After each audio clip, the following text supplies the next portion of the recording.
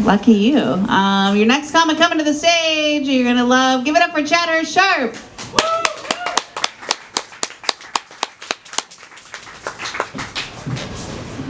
What's up, beautiful people? Woo! I like how that guy immediately responded. He's like, I know I'm a beautiful person, man. I feel seen. I see you. I see you. My name is Chadhurst Janelet Sharp, and I'm a movie guy. Yeah. I'm actually the worst kind of movie guy, if I'm being honest with you. I'm the one that the only way out of the conversation is by saying the magic words. I'll add it to the list. You know what I mean? That's how you break the curse. It's like a demon movie. I'm like, oh, you've never seen Matrix 1? It's a cinematic masterpiece in the 90s. I'll add it to the list. And I just go up in flames. I'm like, ah! I am, though. I am a movie guy. If you're not a movie person, you probably haven't noticed that modern day trailers do this weird thing where they show you a preview for the movie before you see the preview for the movie. It's like an 8-second clip of the trailer followed by the font, stay tuned for the trailer, which is then immediately followed by said trailer. The most ridiculous thing about that to me is if you don't think I can pay attention for 2 minutes in the trailer, how am I gonna watch the movie, man? There's a correlation thing. I don't know.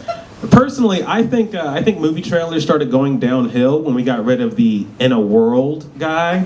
You guys remember that guy? It didn't matter what the movie was about. The trailer would start with "In a World," and you're like, man, my interest is fucking peaked right now.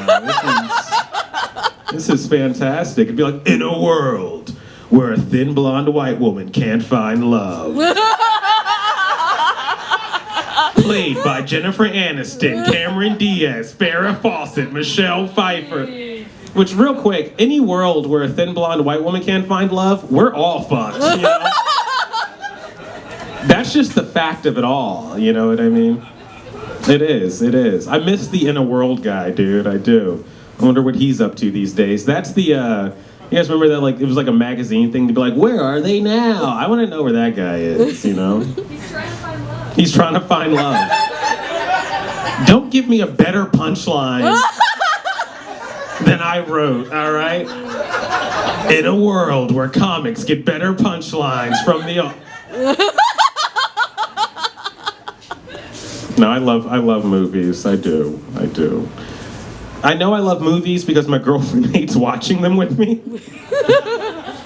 That's the ultimate test of if you're a movie person or not. I'm just throwing that out there. No, I do. I'm a cis dude, which statistically makes me one of the most dangerous people to the LGBTQ community. Personally, though, I know I'm not because I get where they're coming from. You know what I mean? Like most of the people on that spectrum have always told me, like, oh, I've felt these emotions since I was a kid. You know, they're natural emotions for me, and I know that's true because of how I respond to thick women. You know what I mean? It's true. This is a serious moment, you guys. Like when I see a hot skinny chick, I'm like, wow, she's hot. But like if I see like a hot, like thick woman, it's like the scene in a werewolf movie where the guy becomes a werewolf for the first time. You know? I'm like, look at that ass. Ooh! You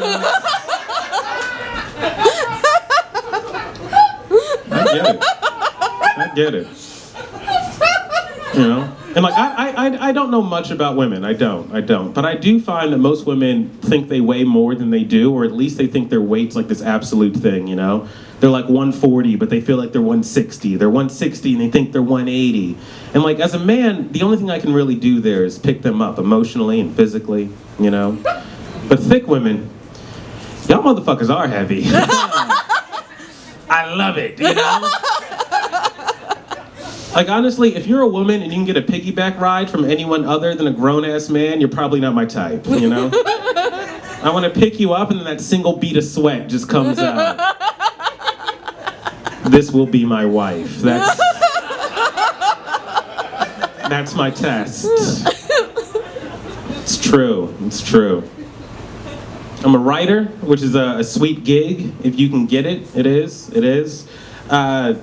I do a lot of freelance stuff, or at least I used to, right? I remember I filled out this questionnaire, this cover letter for this one guy. It was a 3-part questionnaire.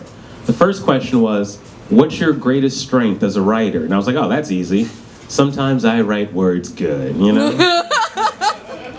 And the second part was, what's your greatest weakness as a writer? And I was like, that's also easy. I have never spelled necessary, February, or Wednesday right on the first try. You know what I mean?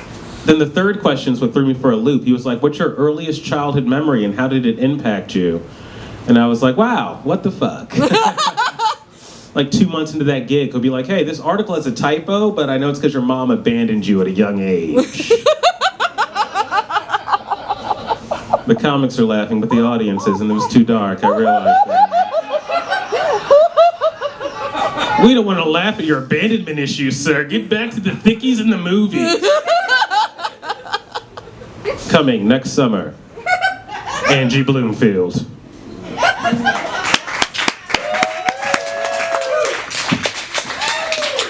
more time for Chad Sharp.